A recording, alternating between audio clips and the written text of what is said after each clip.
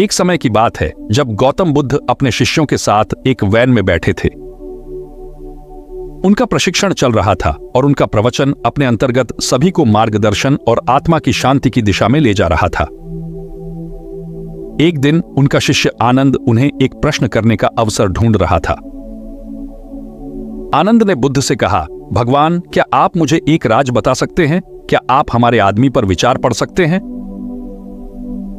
बुद्ध ने मुस्कुराया और आनंद के प्रश्न पर विचार करने लगे। फिर उन्हें धीरे से उत्तर दिया, आनंद, मन की विचारधारा एक गहरा और रहस्यमय स्थान है, लेकिन मैं तुम्हें कुछ उपाय बताता हूं जिसे तुम अपने मन के विचारों को समझ सकते हो।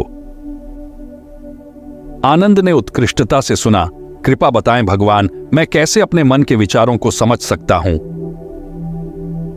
बुद्ध ने स्मृति और ध्यान की महत्ता बताई। आनंद, मन की विचारधारा को समझने का पहला कदम स्मृति है। तुम्हें अपने मन के विचारों को ध्यान से देखना होगा। जब तुम अपने मन के विचारों को ध्यान से देखते हो तो तुम उनको असर और प्रभाव को समझ सकते हैं। आनंद ने प्रश्न किया, पर भगवान, स्मृति कैसे विकसित हो सकती है? बुद्ध ने स्मृति को विकसित करने के लिए ध्यान की अहमियत बताई। आनंद, ध्यान एक शक्तिशाली साधना है जो तुम्हारे मन को स्थिर करता है। तुम्हें नियम से ध्यान करना होगा। एक शांति और प्रकृति की स्थिति में बैठो और अपने संसार को ध्यान दो से गिनो। यह तुम्हें अपने आदमी की विचारधारा को समझने में मदद करेगा। आनंद ने ध्यान की प्रशंसा की। धन्यवाद भगवान, मैं अभी से ध्यान साधना शुरू करूंगा। बुद्ध ने मुस्कुराया और कहा, यह अच्छी बात है आनंद, लेकिन ध्यान के साथ साथ अंतर्मुखी होना भी महत्वपूर्ण है। आनंद ने पूछा, अंतर्मुखी होने का क्या अर्थ है भगवान? बुद्ध ने व्याख्या की, अंतर्मुखी होने का अर्थ है कि तुम अपने मन की तरफ ध्यान केंद्रित करो, बिना किसी व्यर्थ चिंतन के। तुम्हें अपने मन के विचारों को समझे बिना ही उनके प्रभावों को जानना होगा। आनंद ने समझा, तो क्या यह अर्थ है कि मैं अपने मन के विचारों को देखूं लेकिन उनमें लापरवाही ना दिखाऊं? बुद्ध ने हां में सारा हिलाया और कहा, बिल्कुल सही कहा आनंद। तुम्हारे अपने मन के विचारों को प्रेम से देखना होगा, बिना किसी प्रकार की अभिप्सा और अनुकूल आलोचना के।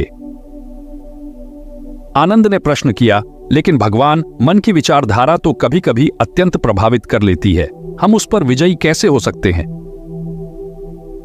बुद्ध ने समझा, आनंद, ये सत्य है कि मनुष्य की विचारधारा अत्यंत प्रभावित कर सकती है, लेकिन ध्यान और अंतर्मुखी होना तुम्हें शक्ति देगा कि तुम हमें प्रभाव को समझोगे, लेकिन हमें उलझाकर नहीं फंसो। जब तुम अपने मन के विचारों को समझ लोगे तो तुम उन पर विजयी हो जाओगे। आनंद ने धीरे धीरे ध्यान और अंतर्मुखी होने का अभ्यास किया। धीरे धीरे उसने आत्मा की गहराइयां और आत्मा की शांति को प्राप्त किया। इस कहानी से हमें यह सीखना है कि मनुष्य की विचारधारा को समझना और उस पर विजय प्राप्त करना संभव है ध्यान और अंतर्मुखी होने के माध्यम से। गौतम बुद्ध के मार्गदर्शन ने हमारे लिए एक महान उपहार दिया है जिसे हम अपने जीवन में शांति और समृद्धि प्राप्त कर सकते हैं।